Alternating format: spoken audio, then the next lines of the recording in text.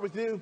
So maybe some of this retail sales was getting ahead of the supply chain, but how confident are you that the consumer can stay the course, can keep spending pretty big and keep this economy buoyant? I'm questioning it. I'm very skeptical because one of the things about consumers willing to buy no matter what the price is, as we've seen with this incredible inflation for the past 3 months, is that if they're willing to keep spending, that means they push the inflation even higher.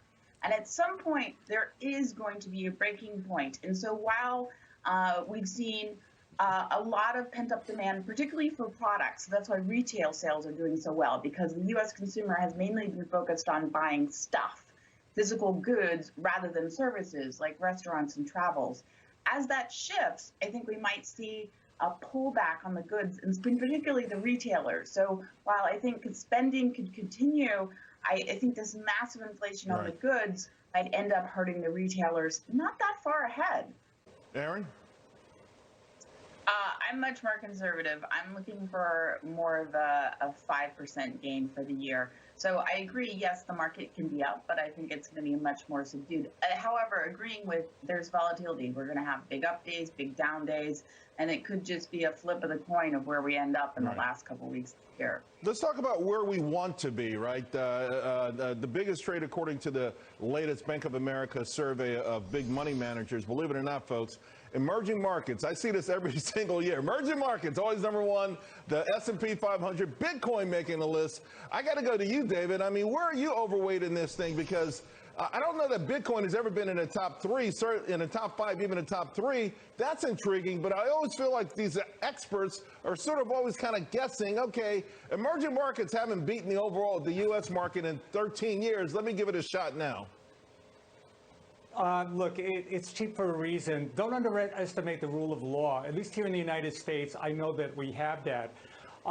If I'm going to look somewhere, I'm going to look right here, and I would look into growth at the right price areas, a sector like healthcare.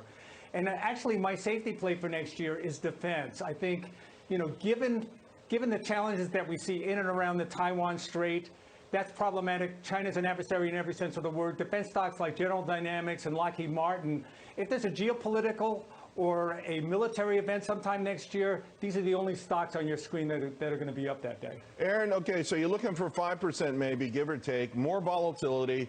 Where do you want to be in that type of atmosphere?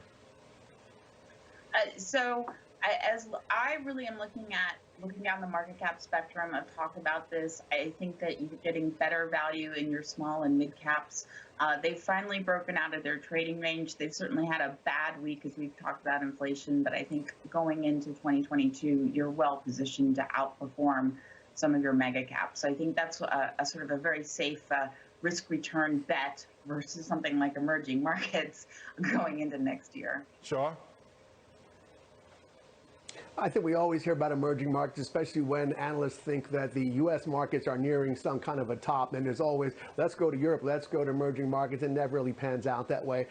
Again, I'm constructive on 2022. I'm already looking and buying already stuff that is on sale. Like Robinhood, we just picked up Robinhood the other day, on sale, if nothing else. PayPal, another company we love, picked up, get around $200. How can you not buy PayPal with 20% profit margins at $200? So we're in those two right now. I think we're going to be plenty of opportunities in 2022 to find stuff, big stuff, including small caps also, that go on sale. And they're going to be tremendous opportunities, I think. Yeah, I'm with you on PayPal. I'm pounding the table on that. I don't see how anyone could overlook this gift right now, PayPal at this level. Shaw, David, Aaron, three of the best. We're lucky to have you. Talk to you again real soon.